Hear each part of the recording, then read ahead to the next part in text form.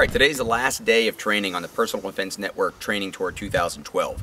Now when I started this tour, I took two things with me that I really was looking forward to testing, and they were Caracal F models. One has the standard sights and one had the quick sights.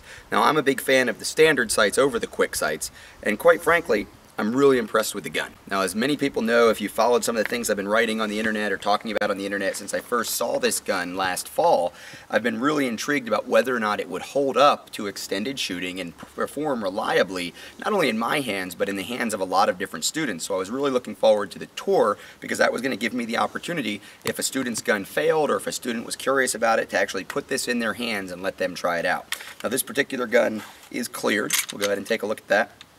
This one has had well over 10,000 rounds shot through it. I kind of stopped counting at 10,000. It's probably somewhere between 10 and 11,000, closer to 11,000 now. It has not been lubricated. It has not been cleaned. And in fact, I field stripped it, and we'll take a look at some of the close-up shots of that, and you can kind of see how dirty and grimy it is. Now, I'm not going to say that it hasn't failed, but it really didn't start failing until well after 9,000 rounds. And in fact, even today, when I was shooting it earlier, it had zero malfunctions whatsoever. Now, every once in a while, you can kind of tell that it's catching a little bit on some of the dirt and grime and just the gunk that's built up in there, and we are having a little bit of an issue with the gun achieving slide lock. Now, of course, anytime a gun is going to be impeded in terms of the slide motion relative to the frame, probably because of some of that gunk and dirt and even the gunk and dirt that's inside the spring area on the captured recoil spring, we're going to have less movement to the rear, and less movement to the rear means the gun may be not be getting back all the way as far as it needs to actually getting hooked up on that slide lock lever. Now, as far as the slide lock lever goes, of course, no gun is perfect, and this slide lock lever might be just a little bit too big for most of the people who've held it. Now, the fact is, when I first saw the gun, I thought the large slide lock was a positive because it means that if we can't get the magazine ripped out, if we happen to be in some kind of a double feed situation, we can't get the magazine ripped out, it's much easier to get this gun locked open because it's very easy to push up on that slide lock lever and then rip the magazine out and then get our clearing done. But the fact is that in practice, this one actually is probably just a little bit too large, and what happens is people ride it when they have a high thumb grip. If this were your first gun and this was the first gun you were learning how to shoot for defensive purposes, certainly it'd be easy enough to index those thumbs a little bit lower, and when we did that with new shooters, we saw zero problems whatsoever. And when I'd pick the gun up and I'd think about it, I could actually keep my thumbs down there low as well. Now, for me personally, because again, it's really not about whether or not I like the gun, it's just whether or not I'm going to recommend the gun for personal defense use. For me personally, the bottom of the beaver tail area on the frame is just a little bit too squared off.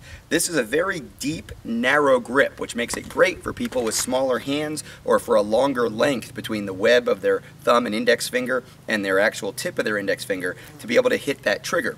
This is very comfortable. For me, extended shooting, the bottom of the beaver tail area here hitting on the knuckle on my thumb was not comfortable. So I don't think I'm going to be switching to the Caracal F as my primary defensive gun, but what I am willing to say is that I would definitely recommend it as one of the few guns that ICE Training Company stands behind as a good modern striker-fired design for personal defense. So this joins the Glock 1 through 3 generations, the XD, particularly the XD-M, and the Smith & Wesson M&P as a preferred modern striker-fired gun for personal defense use. And that's simply because it's ergonomic, it's efficient, no extra buttons or levers, and it's incredibly reliable.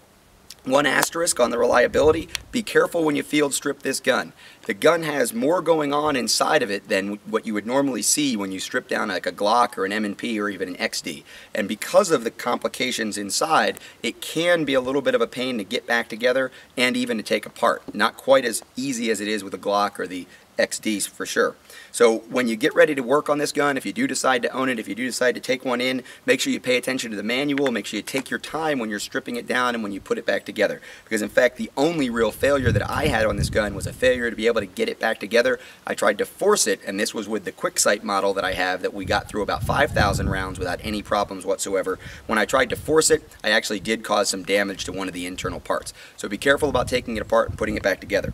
Overall, I'm incredibly impressed with the gun. Of course, this is a first generation version of the gun, so we can look forward maybe to even better rear sight. We can look forward to maybe a little bit easier takedown and reassembly, and maybe we can get something happening here where we're actually going to be able to have a little bit more rounding of that area so that it's not going to ride on the thumb, because I think that's going to be a problem for a lot of people with larger hands who might initially like the grip, but over extended period of time find that that beaver tail is pushing down on the knuckle.